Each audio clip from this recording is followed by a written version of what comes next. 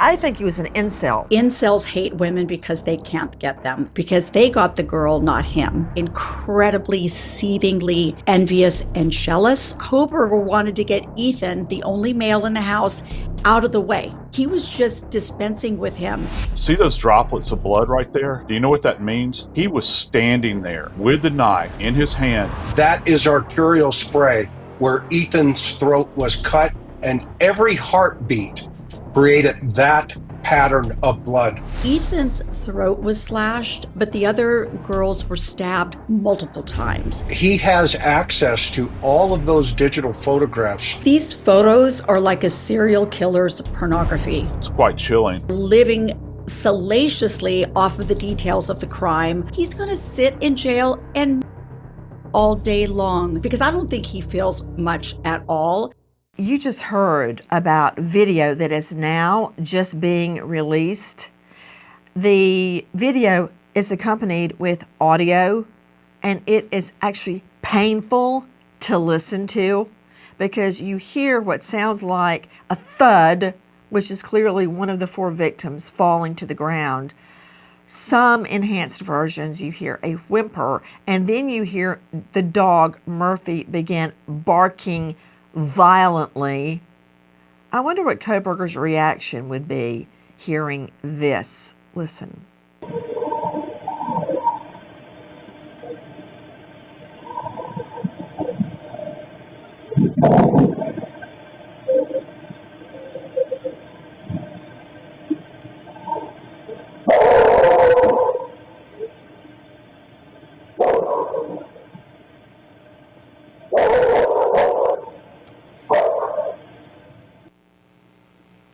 You know, Joe Scott Morgan, just hearing that, I'm only going to play it once. I don't want to hear it over and over and over.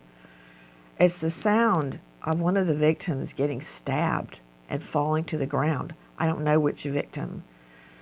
One of the female victims, stabbed 20, 30 times in the face. Was it her? And you hear the dog going berserk. It's just to put yourself at that moment, knowing that's what's happening right then. It's excruciating to me. Yes, it is. Yeah, it is, Nancy. And, you know, there's been these little bits of information that have come out that when you take them all in context, it's like a gut punch. For me, when I first watched the surveillance video, that raw video, there's not much that makes me uncomfortable any longer at this point in my life. This did, because when you get to that mark on this recording where you know that this is going down, it's quite chilling. But Nancy, kind of a redirect on me, I got to tell you something. Those images from inside of the house, and this is coupled with this video, Nancy, when you look at Kaylee's room, there's a shot of the floor in there. And if you look very carefully, look straight down, see those droplets of blood right there? Do you know what that means? Those are passive blood droplets. He was standing there with the knife in his hand, not moving. For each one of those droplets that you see, that's a passive drop that comes off of the tip of that blade or off of his clothing and just drips. Think about how long he lingered there and just kind of observing what he had done, thinking about it. Where do I go next? What do I do? And yet, I haven't seen, obviously, the horrific images of blood, but just that alone, coupled with the timestamp on that video that's rolling, you know the dynamic in this house. He's in control at that moment in time, and he has just butchered these precious kids one by one, and he's contemplating where to go next, what to do next. Dr. Bethany Marshall joining us, psychoanalyst. How many times do you think Bryan Kohberger pored over these photos, and why? Oh, he poured over them continuously, as are the wannabe Kohbergers who are going to court. You know, Nancy, these Kohberger wannabes, the reason they sent the death threat is that the mighty king has fallen. And now they are stepping in to take his place. That's one point. The other point is the indignities that these families are suffering. There's one aspect we haven't talked about, and that is the fact that Ethan's throat was slashed, but the other girls were stabbed multiple times. This tells me that that Koberger wanted to get Ethan, the only male in the house, out of the way. He was just dispensing with him. He didn't get the same sadistic pleasure stabbing him multiple times. He wanted to do that to the girls, just like he's throwing all the rivals, the men in the neighborhood under the bus. This is one sick man, Nancy. His whole his guiding principle, incel, as you said earlier, like principle, get the other men out of the way so I can have access to the women who are rejecting me. And now I hate them. I'm going behind bars. I am going to whine. I'm going to beg. I'm going to complain. But all my little minions are coming into court. They're stepping in after me because Nancy, there are a lot of other Kobergers behind him. And that's what worries me about these crime scene photos. Not only is it disturbing and re-traumatizing to the families, it's stimulating to other perpetrators. They have a lot of material in their hands now to incite them to commit similar crimes. You know, what you just said is very disturbing in that, to you, Chris McDonough, we saw Koberger poring over prior serial killers. He was especially obsessed with Bundy and I think BTK.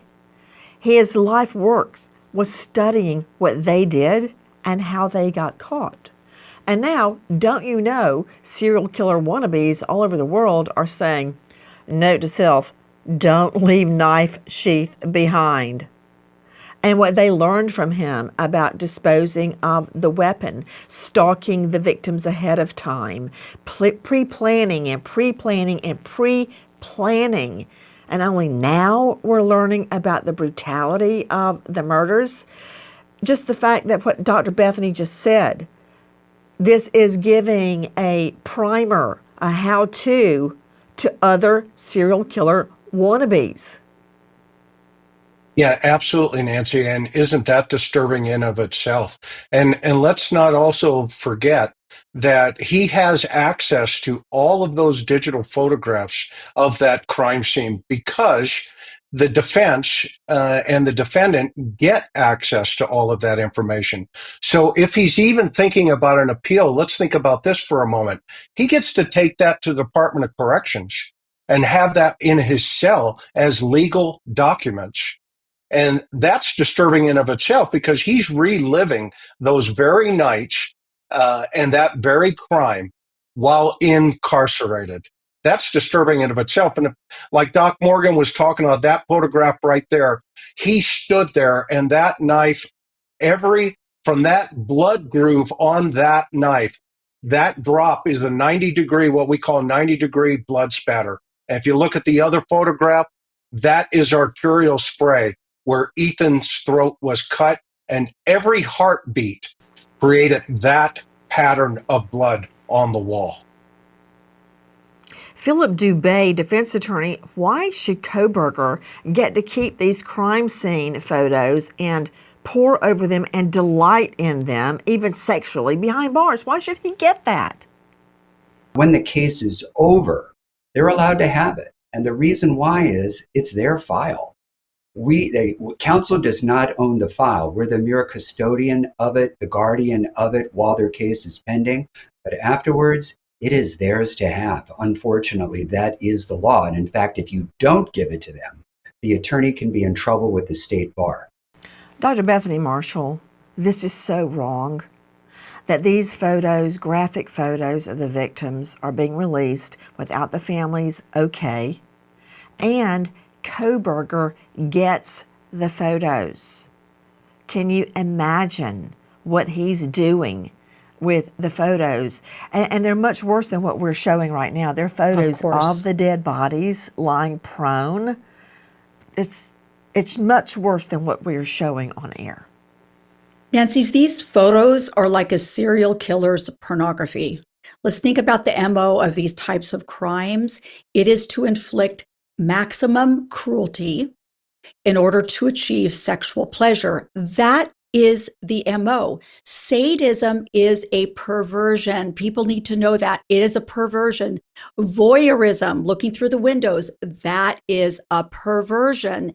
So now this perverse, sadistic, wannabe serial killer has the crime scene photos. What is he going to do? He's going to sit in jail and masturbate all day long. And we've talked about the families, the indignities inflicted upon them. They know this. They're not stupid. They're listening to the news. They've studied psychopaths. They know what's happening with their children's photos, crime scene photos. They have to live with this for the rest of their lives now. I mean, Dr. Bethany Marshall, don't you know that Brian Koberger and his defense team were just salivating, drooling when they learned the ex-boyfriend was scheduled to come in and give fingerprints at the Moscow police station?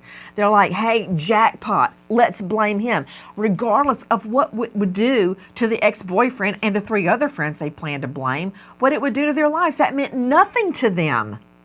It was like, oh, happy day for them. It meant absolutely nothing that these kids, and these were college kids, their reputations would be ruined for the rest of their life. But you know what it also shows, Nancy, is the level of methodical planning that Koberger engaged in. His whole life was organized around eventually committing this crime, from being a criminology student to being a security guard, to getting girls' numbers at bars, to trying to be, more outward and outgoing than he really was. He thought about this for years, Nancy. So I wouldn't be surprised if learning who was living on that block and who the girls were dating and the ins and outs of their lives were also a part of the sick, twisted fantasy life that he engaged in. Probably, this is so sick, I hate to even say it, but even imagining the sex lives of these girls with their boyfriends and the nature of the interactions, and maybe even in a cruel, sadistic way, wanting to throw those boys under the bus because they got the girl, not him. Okay, you know what? Very often when trying cases, I would ask a witness to repeat something that was particularly probative or impactful.